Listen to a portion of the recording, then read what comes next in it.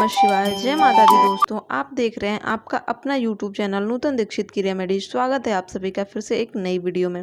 दोस्तों, कल हमने एक वीडियो अपलोड की थी, उसमें हमने संतोषी माता के व्रत की कथा सुनाई थी, जो कि पूरी कथा को हमने 2 भाग में डिवाइड कर दिया है। तो भाग 1 तो मैंने कल सुना दिया था और दूसरा भाग में आज आप लोगों को इस वीडियो में सुनाने जा रही हूँ। क्योंकि मैंने इसलिए ऐसा किया क्योंकि हो सकता है वीडियो बहुत लंबी हो जाती, तो आप लोग पूरी वीडियो देखते नहीं हैं, स्किप करके देखते हैं, तो उससे वीडियो पे गलत इफेक्ट पड़ता है। इसलिए मैंने छोटी वीडियो बनाई, 2 वीडियो बनाई। तो चलिए पार्ट 2 कथा स्टार्ट करते हैं। संतोषी में विचार करने लगी, वह तो इसे सपने में भी याद नहीं करता, उसे याद दिलाने मुझे ही जाना पड़ेगा। इस तरह माता उस बुढ़िया के बेटे के पास जा स्वप्न में प्रकट हो कहने लगी, साहूकार के बेटे सोता है या जागता है? वह कहता है, माता सोता भी नहीं हूँ, जागता भी नहीं हूँ, बीच में हूँ, कहिए क्या आ गया है?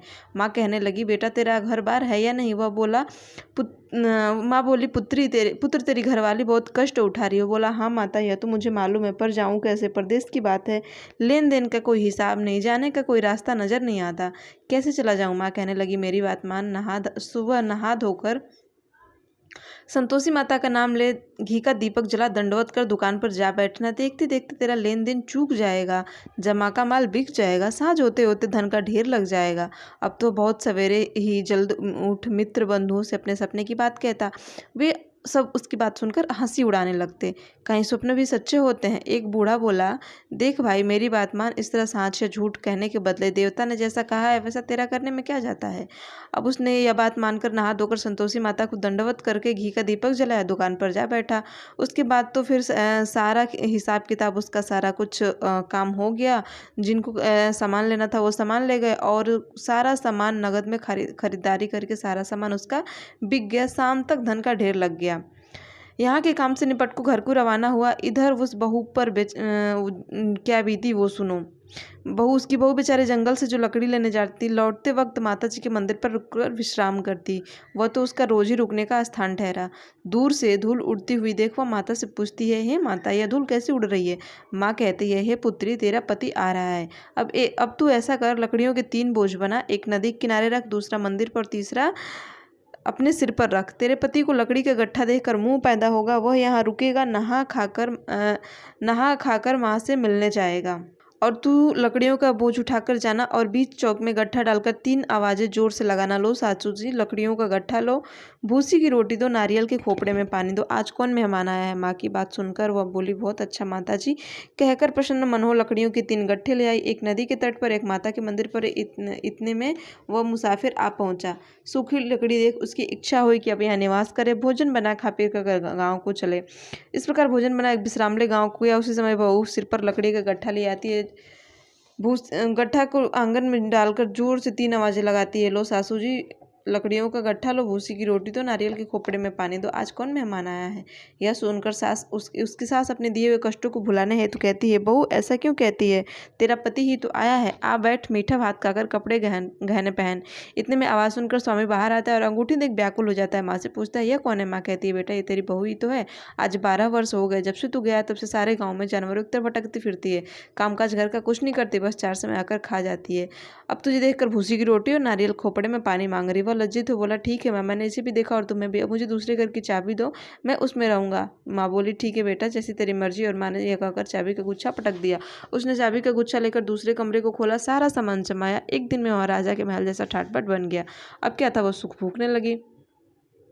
तत्पश्चात अगला शुक्रवार है। उसने पति से कहा, मुझे माता का उद्यापन करना है। उसका पति बोला, अच्छा खुशी से कर ले। तुरंत ही वह उद्यापन की तैयारी करने लगी। जेठ के लड़कों को भोजन के लिए कहने गई, उसने मंजूर किया, पर पीछे जेठानी अपने बच्चों को सिखलाती है कि देखो रे, भोजन के समय सब लोग खटाई मांगना, जिससे उसका व्रत पूरा ना हो। लड़के जिमने गए, खीर पेट भरकर खाई, परंतु बात याद आते ही कहने लगे, हमें कुछ खटाई खाने को दो, खीर खाना हमें नहीं भाता, देखकर अरुचि होती है। लड़के उठ खड़े हुए, बोले, पैसे लाओ पैसे लाओ। बोली, वो कुछ जानते न थे, सो उन्हें पैसे दे दिए। उसी समय लड़के उठकर इमली लेके खाने लगे। यह देखकर बहू पर माताजी ने कोप किया। राजा के दूत उसके पति को पकड़ कर ले गए। जेठ जेठानी मनमाने खोटे वचन कहने लगे, लूट लूट कर धन इकट्ठा कर लाया था, सो राजा के दूत उसे पकड़ कर ले गए। अब सब मालूम हो जाएगा जब जेल की रोटी खाएगा। बहू से वचन सहन नहीं हुए। रोते रोते माता के मंदिर में गई और कहने लगी, माता ये तुमने क्या किया? हंसाकर क्यों रुलाने लगी? माता बोली, पुत्री तूने उद्यापन करके मेरा व्रत भंग किया है, इतनी जल्दी सारी बातें भुला दे। वो कहने लगी, माता कुछ नहीं भूली हूँ ना, कुछ अपराध किया है, मुझे तो लड़कों ने भूल में डाल दिया। अब माँ बोली, अब भूल मत करना। वो बोली, हाँ अब भूल नहीं होगी, बताओ वे कैसे आएंगे? माँ बोली, पुत्री जा तेरा पति तुझे रास्ते में आता हुआ मिलेगा। वह निकली, रास्ते में पति आता हुआ मिला। उसने पूछा, तुम कहाँ गए थे? उसने कहा, जो धन कमा के लाया था उसका टैक्स राजा ने मांगा था, वह भरने को गया था। भला हो? और वह बोली, भला हो, अब घर चलो। कुछ दिन बाद फिर शुक्रवार आया। वह बोली, मुझे माता को उद्यापन करना है। पति ने कहा, कहो। फिर वो जेठ के लड़कों को भोजन के लिए कहने गई। जेठानी ने एक दो बातें सुनाई और पीछे अपने बच्चों को सिखा दिया कि देखो रे, सब लोग खाना खाने से पहले ही खटाई मांगना, खाना खाने से पहले ही खटाई मांगने लगे। हमें खीर खाना नहीं आता, जी भी करता है कुछ खटाई खाने को। तो बहू बोली, खटाई खाने को तो नहीं मिलेगा, खाना हो तो खाओ। यह कहकर ब्राह्मणों के लड़कों को बुलाकर भोजन कराने लगी। यथाशक्ति दक्षिणा की जगह एक एक फल उन्हें दे दिया। इससे संतोषी माता प्रसन्न हो गई। माता की कृपा होते ही 9 मास उसको चंद्रमा के समान सुंदर पुत्र प्राप्त हुआ। पुत्र को लेकर प्रतिदिन माता जी के मंदिर जाने लगी। माँ ने सोचा, रोज ही आती है, आज क्यों न मैं इसके घर चलो और इसका आसरा देखूँ तो सही। यह विचार कर माता ने भयानक रूप बनाया। गुड़ और चने से सना मुख, ऊपर से सूंड के समान होठ, उस जिस पर मक्खियां भिनभिना रही थी। देहरी में पैर रखते ही उसकी सास चिल्लाई, देखो रे देखो, कोई चुड़ैल डाकनी चली आ रही है। लड़के, इसे भगाओ नहीं तो किसी को खा जाएगी। सब डरकर खिड़की रोशनदान बंद करने लगे। बहू रोशनदान से यह सब देख रही थी। प्रसन्नता से पगली होकर चिल्लाने लगी, आज मेरी माता मेरे घर आई है। यह कहकर बच्चे को दूध पिलाने से हटाती है। इतने में घर सास का क्रोध फूट पड़ा और बोली, मेरी बहू इसको देखकर कैसे उतावली हुई जो बच्चे को दूध पिलाने से पटक दिया। इतने में माँ के प्रताप से जहाँ देखा वहाँ उसे लड़के ही लड़के नजर आने लगे। बहू बोली, माँ जी, मैं जिनका व्रत करती हूँ वह यही संतोषी माता है। इतना का झटक से घर के सारे किवाड़ खोल दिए। सबने माता के चरण पकड़ लिए और विनती कर कहने लगे, हे माता, हम मूर्ख हैं, हम अज्ञानी, हम तुम्हारे व्रत की विधि नहीं जानते। तुम्हारा व्रत भंग कर हमने बड़ा अपराध किया है।